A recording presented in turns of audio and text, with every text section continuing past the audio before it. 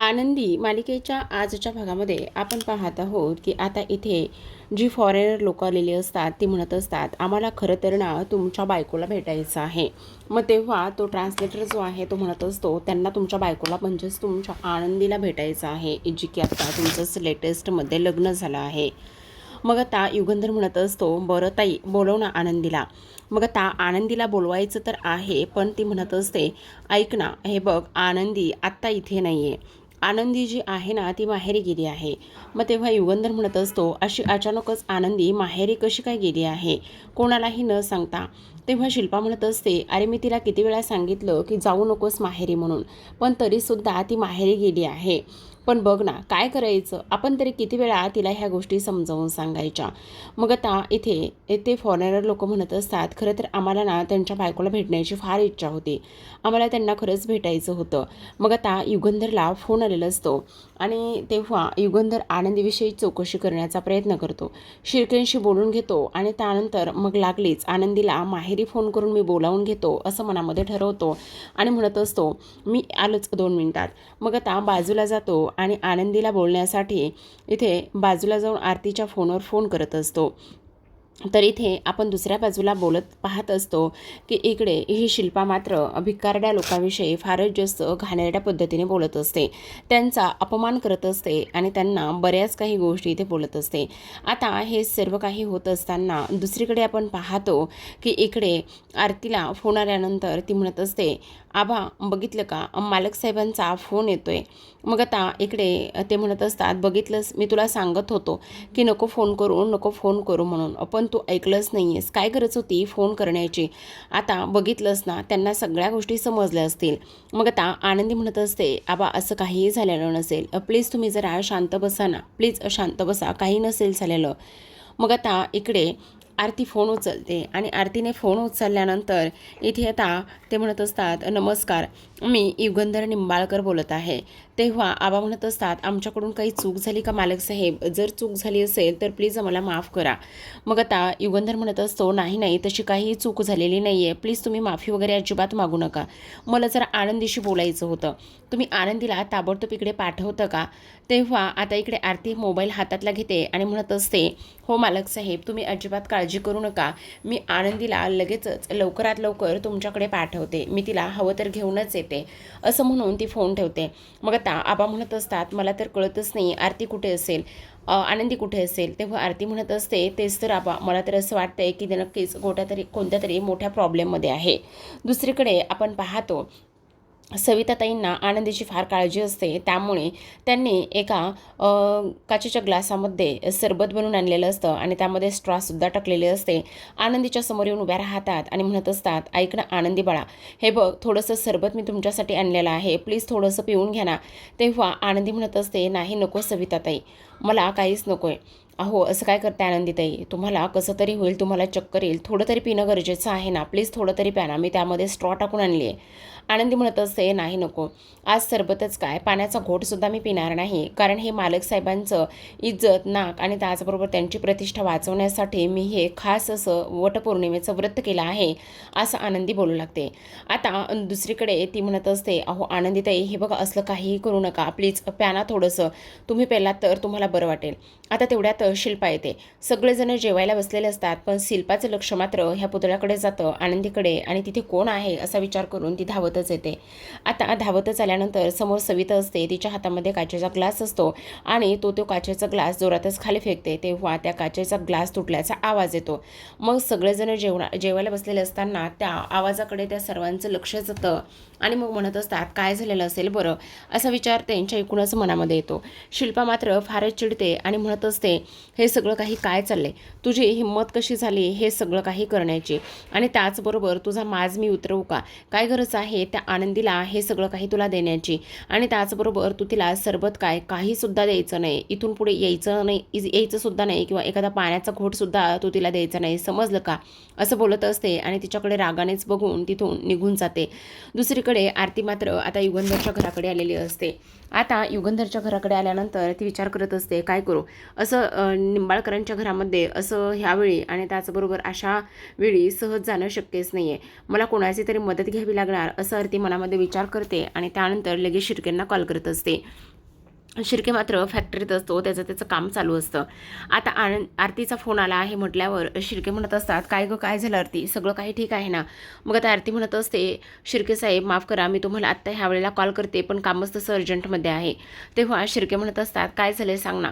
मग आरती म्हणत असते, मालक साहेब अहो खूप मोठा प्रॉब्लेम झाला आहे. खरं तर आत्ता ना मालक साहेबांचा फोन आला होता आणि त्यांनी असं विचारलं की आनंदी माहेरी आहे, तिला घेऊन या म्हणून. पण शिर्के साहेब अहो आनंदी माहेरी नाहीच आहे. मग ती कुठे गेली असेल? शिर्के साहेब सगळं काही ठीक असेल ना हो? काय झालं असेल आनंदीच्या बाबतीत? काय करायचं? तेव्हा शिर्के म्हणत असतात, हे बघ तू अजिबात काळजी करू नकोस, मी माझी माणसं शोधायला लावतो, तू अजिबात काळजी करू नकोस. असं म्हणून आरतीला आधार देतात आणि म्हणत असतात, तिथेच बंगल्याच्या बाहेरच आजूबाजूला कुठेतरी थांब, तोपर्यंत मी सगळ्या गोष्टीचा शोध घेण्याचा प्रयत्न करतो. आता आरती म्हणत असते, शिर्के साहेब ताबडतोब शोध घ्या, मला तर फार काळजी वाटायला लागलेली आहे. संध्याकाळचा बराच उशीर झाला आहे, त्यात तिला दिसत नाही, ही गोष्ट तुम्हाला माहिती ना. तेव्हा शिर्के म्हणत असतात, हो आरती तू अजिबात काळजी करू नकोस, मी तुला सांगितलं ना, काय बी टेन्शन घ्यायची गरज नाही. तिचा फोन ठेवला की लगेच शिर्के आता तिथेच युगंधरच्या बंगल्यामध्ये काम करणाऱ्या सविताताईंना ते कॉल करतात आणि म्हणत असतात, काय झाले तिकडे, सगळं काही ठीक आहे का? मग आता सविताताई म्हणत असतात, नाही काहीही ठीक नाही आहे, तुम्हाला सांगू का खूप मोठा प्रॉब्लेम झाला आहे. अहो एक पुतळा दुपारी फुटला आणि त्या पुतळ्याच्या जागी आनंदीताई स्वतः पुतळा होऊन उभ्या राहिलेल्या आहेत, असं ती बोलत असते आणि तेव्हा मात्र शिर्केंना धक्काच बसतो. मग आता शिर्के म्हणत असतात, तुम्ही काळजी करू नका, आता काय करायचं आहे ना ते मी बघतो. असं म्हणून आता शिर्केसुद्धा इकडे सगळ्यांना अलर्ट व्हायला सांगत असतात आणि त्यानंतर आपण पाहतो की शिर्के लगेचच त्यांच्या माणसाला कामाला लावत असतात आणि सांगत असतात, आत्ताच्या आत्ता आपल्याला इकडे हवेलीमध्ये जायचं आहे. दुसऱ्या बाजूला जेव्हा सविताताई बाहेर येतात तेव्हा मात्र इथे शिल्पा तिच्यावर काव खात असते, म्हणत असते, काय गं कोणाचा फोन होता? तेव्हा ती म्हणत असते, कोणाचा नाही, घरून फोन होता, जरा थोडा अर्जंट होता. तुम्हा भिकाऱ्यांना कसले अर्जंट फोन येतात अगं आमच्यापेक्षा आम्ही एवढे श्रीमंत आहोत, मग आमच्या श्रीमंतीपेक्षा तुमच्याकडे एवढं कसं इम्पॉर्टंट काम आहे आणि एवढं कसलं अर्जंट काम आहे? असं म्हणून शिल्पा आता इकडे तिचा पाणउतारा करत असते. हे सगळं काही अजिबातच कोणाला आवडलेलं नसतं खरं तर. आणि तेव्हा सविता म्हणत असते, नाही नाही काही नाही, थोडंसं कामाचं होतं ना, अर्जंट होता म्हणूनच मी असं बोलत होते. शिल्पा एवढं काही त्या गरिबी दरिद्री आणि त्याचबरोबर भिकारड्या लोकांबद्दल एवढं काही बोलते की जे फॉरेनर लोक आहेत ते लोक म्हणत असतात, खरं तर ह्यांना भिकारी लोकांबद्दल आणि त्याचबरोबर गरिबीबद्दल एवढा का राग आणि तिरस्कार आहे. मग आता इकडे शिल्पा म्हणत असते, कारण त्यांची अवकातच ती असते, त्यांना ना मान ना सन्मान ना काही गोष्टीची इथे किंमत नसते आणि त्यामुळे ती तशीच लोक असतात. मग आता इकडे दुसऱ्या बाजूला आपण पाहतो, शिल्पा म्हणत असते, तुम्ही नका काळजी करू, ह्या लोकांना आपण डोक्यावर चढवून नाही ठेवायचं, ह्यांना जर आपण डोक्यावर चढवून ठेवलं ना तर ही लोक मालक लोकांनाच त्रास देतात आणि त्यांनाच त्या गोष्टीचा त्रास होतो, असं सुद्धा आता इकडे ती बोलत असते. हे सगळं काही बोलल्यानंतर आता युगंधर मात्र शिल्पाला बोलण्यासाठी थांबवत असतो आणि शिल्पाला बोलण्यासाठी थांबवल्यानंतर इथे शिल्पा आता तोंडावरच पडलेली असते. तेव्हा युगंधर म्हणत असतो, बरं ऐका ना, तुम्ही अजिबात काळजी करू नका, बाकी कसं काय आणि त्याचबरोबर जेवण वगैरे कसं व्यवस्थित आहे ना? आणि तेव्हा ट्रान्सलेटवाला त्यांना ट्रान्सलेट करून युगंधरने विचारलेल्या प्रश्नांचं विचारत असतो आणि त्यावरती उत्तरं देत असतात. ते म्हणत असतात, ते सगळं काही ठीक आहे, पण मला एक गोष्ट कळत नाही, तुमच्या ताईसाहेबांना एवढा गरिबीबद्दल आणि त्याचबरोबर कामगारांबद्दल एवढा राग आणि तिरस्कार काय आहे? मग आता शिल्पा म्हणत असते, असतात काही काही लोक अशीच. तेव्हा मात्र इकडे पुतळ्याचं अजूनच कौतुक हे लोक पुन्हा पुन्हा करत असतात, त्यांना पुतळा फारच जास्त आवडलेला असतो. आता युगंधरच्या घरचं हे सगळं काही नियम त्याचबरोबर करण्याच्या पद्धती हे सगळ्या गोष्टी पाहून सुद्धा त्यांना आश्चर्यच वाटलेलं असतं. तेव्हा तिथे शिर्के येतो. आता शिर्के आल्याबरोबर शिल्पा पुन्हा शिर्केला म्हणत असते, काय शिर्के आज येण्यासाठी जरा उशीर झाला? शिर्के म्हणत असतात, हो ताईसाहेब थोडासा कामात होतो ना त्यामुळे थोडासा उशीर झाला. बरं चल ठीक आहे. मग आता इकडे युगंधरला ते म्हणत असतात, खरं सांगू का मालक साहेब, थोडासा मला उशीरच झाला. बरं उशीर झाला ना, बरं ऐका ना मालक साहेब. तेव्हा युगंधर म्हणत असतो, काही ऐकायचं नाही शिर्के, जा पुतळा जाऊन बघा एकदा, त्यानंतर ही मूर्ती जाणारच आहे ना. तेव्हा शिर्के म्हणत असतो, हो चालेल ना, मी जाऊन बघून येतो. आता शिर्के आनंदीच्या त्या पुतळ्याकडे जातो. जेव्हा शिर्के आनंदीच्या पुतळ्याकडे जातो तेव्हा मात्र त्याला धक्काच बसत असतो. आनंदी पुतळ्यासारखी उभी असते, पूर्ण तोंडाला त्याचबरोबर केसाला पांढरा रंग लावून घेतलेला असतो, त्यामध्ये काडी मात्रही फरक नसतो. अक्षरशः आनंदी ही पुतळ्यासारखीच त्या एका ठिकाणी उभी असते, थोडीही हलत नसते आणि शिर्के मात्र तिच्या बाजूने गोलगोल फिरत असतो. शिर्केला आज ह्या सगळ्या गोष्टीचं फार वाईट वाटत असतं. किती नाही म्हटलं तरी आनंदी ही वयाने लहान होती, पण तरीसुद्धा ती पोरगी एवढं सगळं काही करते आणि ही शिल्पा तिच्याकडून एवढं सगळं काही करून घेते, त्या गोष्टी मात्र त्याला खटकत असतात. आता शिर्के म्हणत असतो, आनंदी आनंदी तू ठीक आहेस ना? हे बघ, ह्या सगळ्या गोष्टी करण्याची काही गरज नव्हती. मग तेवढ्यातच पाठच्या बाल्कनीतून इथे त्याने आरतीला सुद्धा बोलावून घेतलेलं असतं. मग आता शिर्के म्हणत असतात, आनंदी अजिबात काळजी करू नकोस, आता तू एकटी नाही आहेस, आम्ही सगळेजण आहोत. आणि त्याहूनही सगळ्यात महत्त्वाची गोष्ट म्हणजे इथे तुझी बहीण म्हणजेच आरतीसुद्धा आलेली आहे. मग आता आरती दुरूनच पाहते, आरतीच्या डोळ्यात पाणी आलेलं असतं. तिच्या बहिणीला अशा पद्धतीने इथे कोणीतरी एवढा त्रास देते, ह्या सगळ्या गोष्टी होत आहेत, त्यामुळे तिला आता धक्काच बसलेला असतो. आता इकडे लगेच शिर्के बाहेर येतो आणि बाहेर आल्यानंतर तो युगंधरला म्हणत असतो, ऐका ना मालक साहेब, हे काय म्हणतो, पुतळ्यासमोर ना जरा जास्तच लाईट आहे आणि तो लाईट मी काय म्हणतो बंद करूयात का. मग त्या शिल्पा म्हणत असते, काय गरज आहे तो लाईट बंद करण्याची, काही गरज नाही का आणि कशामुळे तो लाईट बंद करायचा आहे. मग शिर्के म्हणत असतात, नाही नाही तसं नाही ताई साहेब, त्याचं काय ना रंग वगैरे उतरू नये ना, त्यामुळे मी असं बोलत आहे. म्हणजे लाईट बंद करतो आणि त्यानंतर पडदेसुद्धा ओढून घेतो, म्हणजे ती मूर्ती जी आहे ना ती संगमरवरी दगडाची आहे. मग उगाचच प्रकाशामुळे इकडे त्याला त्रास झाला किंवा त्याला काही रंग वगैरे उतरला तर मग काय करायचं ना. मग आता युगंधर म्हणत असता, ठीक आहे शिर्के, तुम्हाला जसं वाटते ना तसं तुम्ही करा, तसंही आपल्याला आता तो पुतळा थोड्या दिवसाने ह्यांच्यासोबत पाठवायचंच आहे ना, असं सुद्धा आता युगंधर बोलत असतो. आता हे सर्व काही बोलल्यानंतर लगेच शिर्के आतमध्ये जातो. मग आता शिर्के आतमध्ये गेल्यानंतर पूर्ण पडदे जे आहेत ना ते पडदे पुतळ्यासमोर त्याने पूर्ण ओढून घेतलेले असतात. पूर्ण पडदे पुतळ्यासमोर ओढून घेतल्याबरोबर इकडे मात्र लगेचच लाईट्ससुद्धा बंद झालेले असतात. मग आता लाईट्स बंद झाल्यानंतर लाईट्स का बंद केलेले असतात आणि पडदे का बरं ओढलेले असतात, तर फक्त आणि फक्त इथे आरतीला आतमध्ये येता यावं आणि तिने आनंदीची काळजी घेता यावी म्हणून. आता शिर्के आनंदीजवळ जातात आणि म्हणत असतात, आनंदी तू अजिबात काळजी करू नकोस, हे बघ तुला एक गोष्ट सांगू का, तुला मी काही होऊ देणार नाही. आणि त्यामुळे सगळ्यात महत्त्वाची गोष्ट म्हणजे आज तू हे जे काही करायला लागलीस ना ते खरंच अक्षरशः वाखाणण्याजोगं आहे. आता आपण पाहतो आनंदीच्या नाकातून थोडं थोडं रक्त येऊ लागलेलं असतं. आनंदीला ह्या सर्व गोष्टींचा त्रास होऊ लागलेला असतो. शिर्के ताबडतोब लाईट्स बंद करतात आणि आरतीला आतमध्ये बोलवतात. जेव्हा आरती आतमध्ये येते तेव्हा मात्र आरती रडायला लागलेली असते. आरती एवढी रडते की काही विचारूच नका. तिला ह्या सगळ्या गोष्टीचा त्रास होत असतो. तिची धाकटी बहीण आज एवढ्या त्रासातून आणि एवढ्या सगळ्या गोष्टीतून जाते, ही गोष्ट मात्र तिला आता इकडे सहनच होत नसते. ती विचार करू लागते की माझ्या बहिणीचं हे सगळं काही काय झालं आहे. म्हणून मग आता आनंदीला ती पाण्याची बॉटल घेऊन आलेली असते आणि म्हणत असते, आनंदी आनंदी मी आली आहे, तुला काळजी वगैरे करण्याची काही गरज नाही आहे. आनंदी सगळं काही ठीक होणार आहे. हे बघ मी तुझ्यासाठी ना थोडंसं पाणी आणलेलं आहे, प्लीज थोडंसं पाणी पिऊन घे ना. तेव्हा इथे आनंदी म्हणत असते, नाही आरतीताई नाही, मी पाणी वगैरे नाही पिऊन घेऊ शकत, कारण तुला एक गोष्ट सांगू का, जर मी पाणी प्यायले ना तर हा रंग इथे उतरेल आणि त्यानंतरच मग हे सगळं होईल. अगं आनंदी तुझ्या नाकातून रक्त यायला लागलेलं आहे, अशी किती वेळ अशी उभी राहणार आहेस. हे बघ आनंदी तुला ह्या सर्व गोष्टींचा त्रास होतोय, मला समजते, मला दिसते. तेव्हा ती म्हणत असते, पण नाही, मी हे सगळं नाही आत्ताच हे करू शकत, काही जरी झालं तरी सुद्धा मला मालक साहेबांसाठी हे करायचंय. मालक साहेब माझ्यासाठी, आपल्यासाठी, सर्वांसाठी एवढं सगळं काही करतात, मग मी त्यांच्यासाठी एक पुतळा बनून राहू शकत नाहीये का, असं सुद्धा आता इकडे ती बोलत असते. तेव्हा आरती म्हणत असते, आनंदी ते सगळं काही ठीक आहे ग, पण तुझी अवस्था बघ ना काय होते. हे बघ तुझ्या या अवस्थेला मला आता बघवत नाही आनंदी. तेव्हा ती म्हणत असते, हे बघ आरतीताई तू अजिबात काळजी करू नको, सगळं काही व्यवस्थित होणार आहे, सगळं काही इथे टेन्शन घेण्यासारखं काही काम नाही आहे, असं सुद्धा ती बोलत असते. आणि मी ठीक आहे असं सुद्धा बोलते. मग आरती आता तिच्या पायाशी बसत असते आणि आरती तिच्या पायाशी बसल्यानंतर तिला दोन्ही हाताने घट्ट पकडत असते, जेणेकरून तिला चक्कर वगैरे आली तर ती खाली जमिनीवर वगैरे पडू नये म्हणून ह्या सगळ्या गोष्टींसाठी ती काळजी घेऊ लागलेली असते. पण आता प्रेक्षकांनो इकडे जे काही फॉरेनर आहे त्यांचे जेवणं वगैरे ह्या सगळ्या गोष्टी सुरू असतात.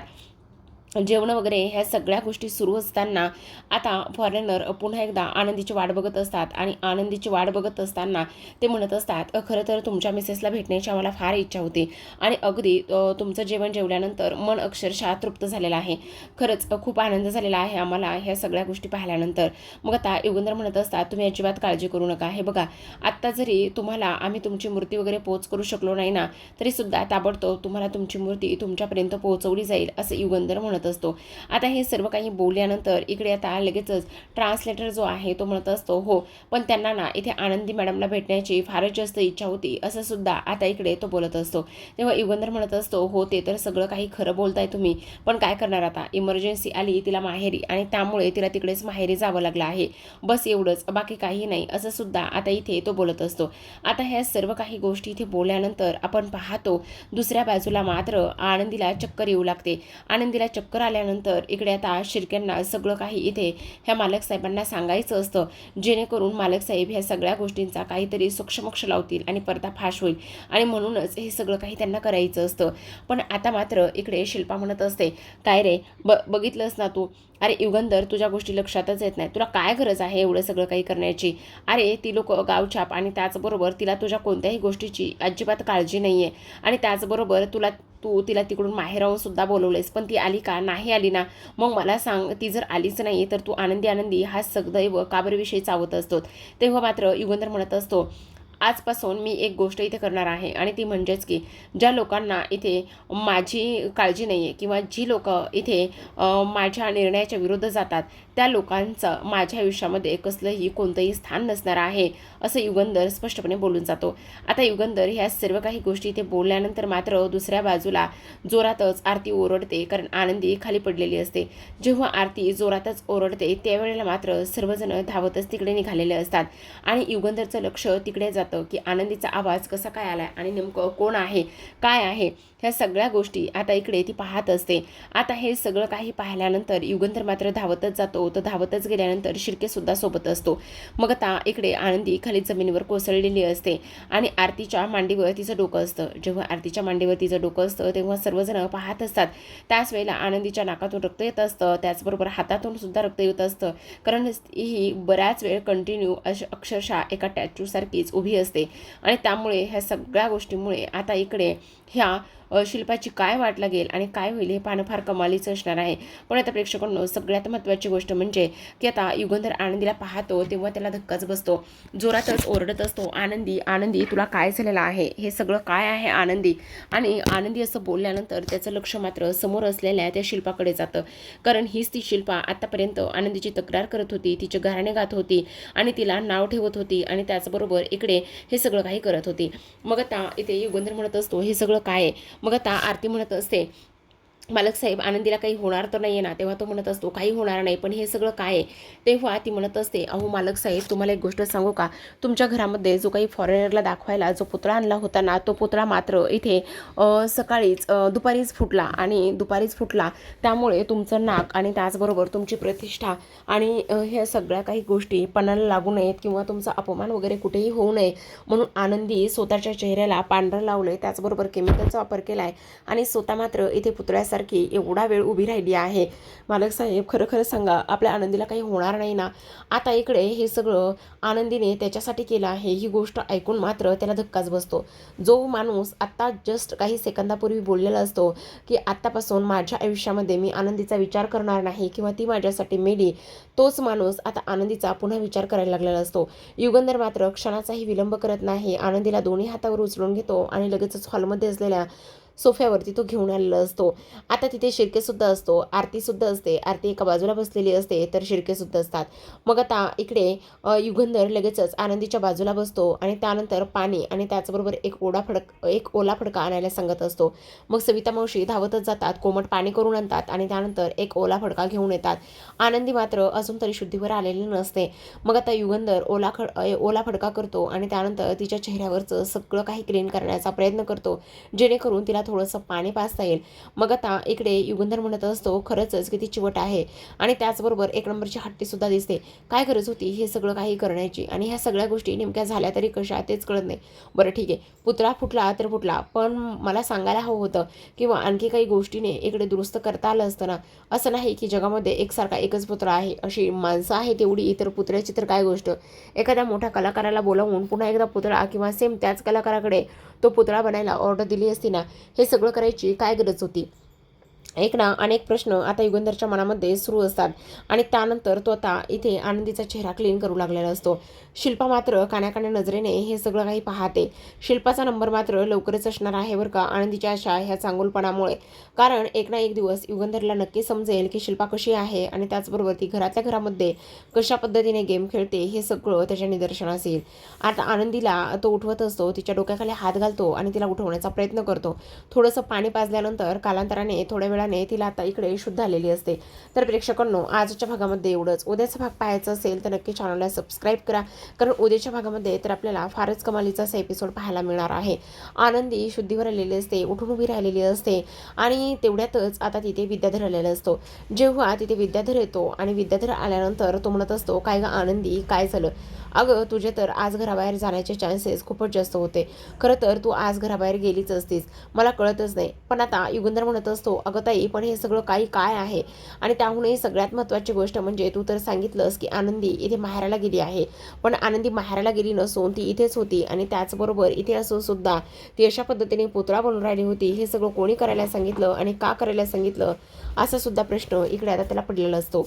दुसरीकडे आपण पाहतो विद्याधर म्हणत असतो, अगं आनंदी आनंदी, मला एक गोष्ट सांग, सगळ्यात महत्त्वाची म्हणजे की तू असं काय झालं होतं की दुपारी तू धावतच आलीस आणि तुझा धक्का त्या बॉक्सला लागला आणि त्यानंतर त्या बॉक्समध्ये असलेला पुतळा, त्या बॉक्समध्ये असलेली मूर्ती ही खाली पडली आणि त्यानंतर दुपारीच तो पुतळा फुटला.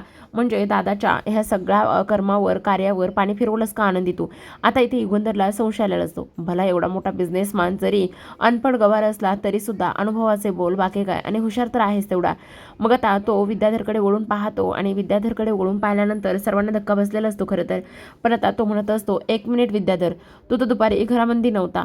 पण मग जर तू दुपारी घरामध्ये नव्हता तर मग मला एक गोष्ट सांग की आनंदीकडून दुपारी पुतळा फुटलाय, तिचा धक्का लागलाय, ती धावत होती, ही गोष्ट तुला कशी काय कळली? बोल युगंधर बोल. आता असं बोलल्याबरोबर इथे मात्र सगळ्यात मोठा संशय आणि हे सगळं काही त्याच्यावर येऊन रोखलेलं असतं की ह्याने हे सगळं काही मुद्दामून घडून आणलेलं आहे म्हणून. मग आता विद्याधरची बोलती मात्र बंद झालेली असते. तर आता प्रेक्षकांनो, हे पाहणं फार इंटरेस्टिंग असणार आहे की आनंदीला न्याय मिळेल का, आणि त्याचसोबत ह्या विद्याधरची हकलपट्टी होईल का, आणि शिल्पाचं खरं रूप सर्वांसमोर येईल का, पाहूयात उद्याच्या भागामध्ये. तोपर्यंत पाहत राहा आनंदी.